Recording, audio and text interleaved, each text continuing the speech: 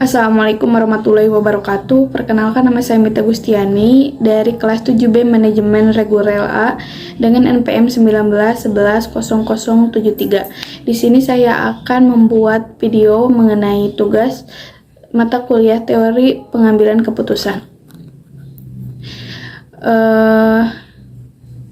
Yang mengenai pengambilan etika dalam pengambilan keputusan. Penjelasan etika itu sendiri berasal dari bahasa Yunani, diambil dari kata ethos dalam bentuk jamaknya yaitu theta yang berarti adat istiadat atau kebudayaan, sedangkan budaya adalah hasil karya cipta manusia yang dihasilkan dan telah dipakai sebagai bagian dari tata kehidupan sehari-hari. Kemudian ada komponen budaya. Nilai sebagai sebuah keyakinan tentang apa yang benar dan yang salah. Nilai juga diartikan sebagai asumsi dasar mengenai apa-apa yang ideal, diinginkan atau berharga. Dengan garis besar berguna. Keyakinan diartikan tentang bagaimana seharusnya bekerja.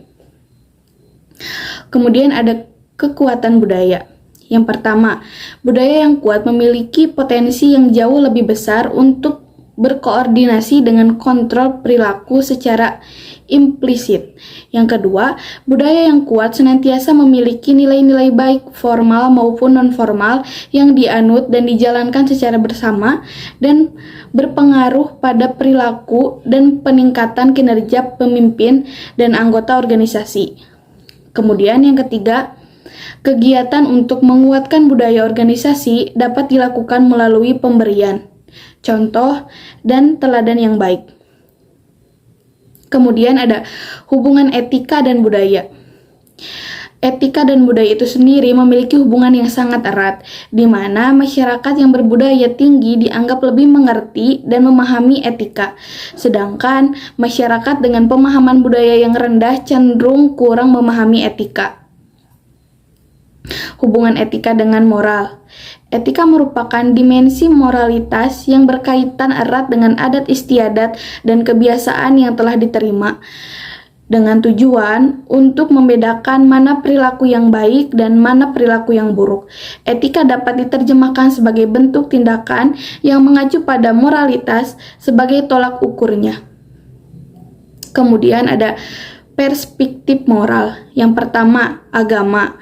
Yang kedua, hati nurani. Yang ketiga, aturan-aturan yang tertulis maupun tidak tertulis. Ada perspektif etika. Yang pertama, perspektif etika mengacu pada ketentuan Al-Quran dan Sunnah. Terus yang kedua, ada perspektif barat. Hanya didasarkan pada rasio yang berbakar pada pemikiran manusia tanpa diikat oleh moralitas yang berakar pada keyakinan atau agama.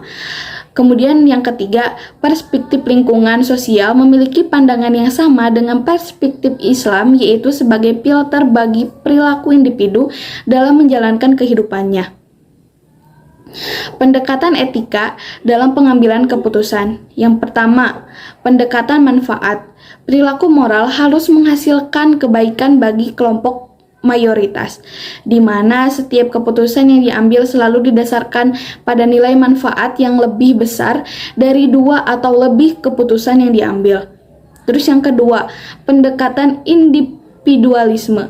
Tindakan dikatakan bermoral apabila mendukung kepentingan jangka panjang individu yang pada akhirnya mengarah kepada kebaikan yang telah besar, yang lebih besar.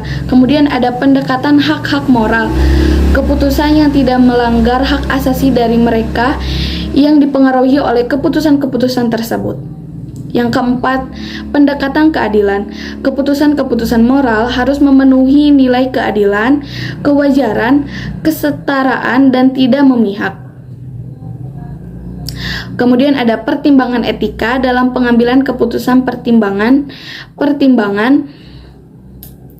etika itu sendiri. Yang pertama ada penentuan tujuan, yang kedua ada proses pengambilan keputusan, yang ketiga penerapan tindakan yang dipilih, kemudian yang keempat pengawasan berkelanjutan terhadap konsekuensi. Permasalahan terkait dengan etika dan bisnis. Yang pertama, ditemukannya tindakan-tindakan perusahaan yang bersifat merugikan masyarakat. Yang kedua, adanya tindakan insider trading dalam bidang perdagangan. Yang ketiga, keputusan bisnis yang mengedepankan keuntungan jangka pendek dengan tidak memikirkan dampak dalam jangka panjang.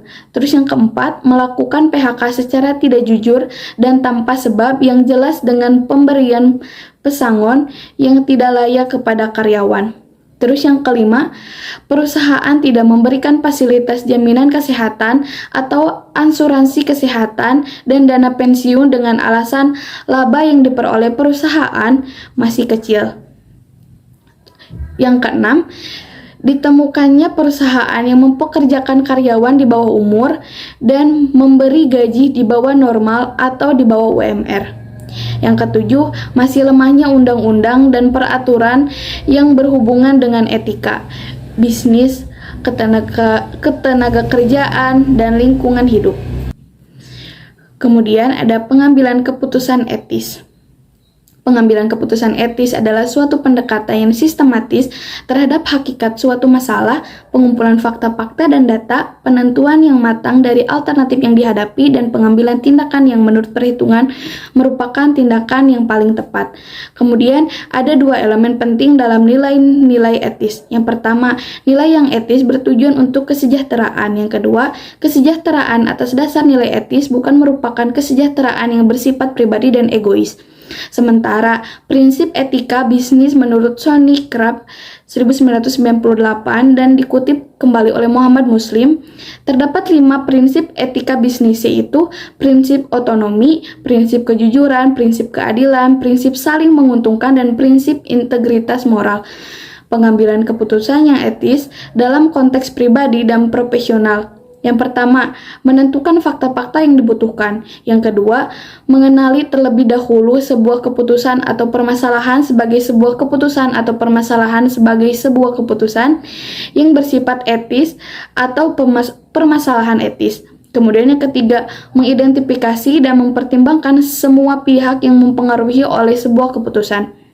Yang keempat, mempertimbangkan alternatif-alternatif yang tersedia. Yang kelima, mengambil keputusan harus lebih dilakukan seperti apapun kondisinya. Kemudian ada pengambilan keputusan yang etis dalam konteks tanggung jawab pemberi kerja dan hak karyawan. Yang pertama, isu-isu etis di tempat kerja. Yang kedua, parameter dan hubungan kerja. Yang ketiga, perampingan. Yang keempat, kesehatan dan keselamatan kerja. Kemudian ada pengambilan keputusan yang etis dalam konteks penggunaan teknologi dan privasi di tempat kerja. Yang pertama, kejujuran dan akurasi. Yang kedua, menghargai privasi. Yang ketiga, menghargai hak-hak pemilikan dan rasa aman. Yang keempat, akuntabilitas. Pengambilan keputusan yang etis dalam konteks pemasaran. Yang pertama ada kejujuran, ada keadilan, ada kesehatan, ada keselamatan bagi konsumen. Lalu pengambilan keputusan yang etis dalam konteks tata kelola perusahaan, akuntansi dan keuangan. Yang pertama ada standar, yang kedua independensi, yang ketiga ada seleksi, yang keempat kepemimpinan, yang kelima tenaga ahli, yang keenam budaya, dan yang terakhir ada tanggung jawab.